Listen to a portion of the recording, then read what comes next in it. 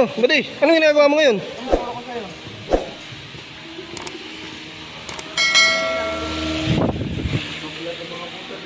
Edit naman. Una na ikabit natin. Ay, nakabit na pala. Anong tawag? Anong tawag dyan, buddy? Kabit na nga! Ha? Anong tawag dyan? Anong tawag ba dyan? Sa hinahawakan mo na yan? Naining. Dapat ba hinahawakan yan, tapos yung kamay mo may grasa? Ah, okay. Hindi ba dudulas yun? Hindi, substandard yun. Ah, substandard ba yun? Hindi mo naman sinabi. A few moments later. Uy!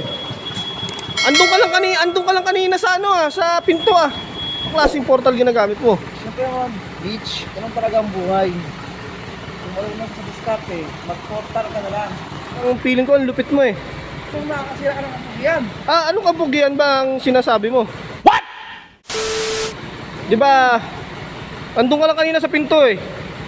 Ano bang ginawa mo? Nagmamagic ka ba? Medyo ang lupit mo boss eh. Bagay sa'yo maging driver dyan. Nakita mo na kanina kung paano ako tumagos. Paano ba? Wala kang awa! Ginawa mo!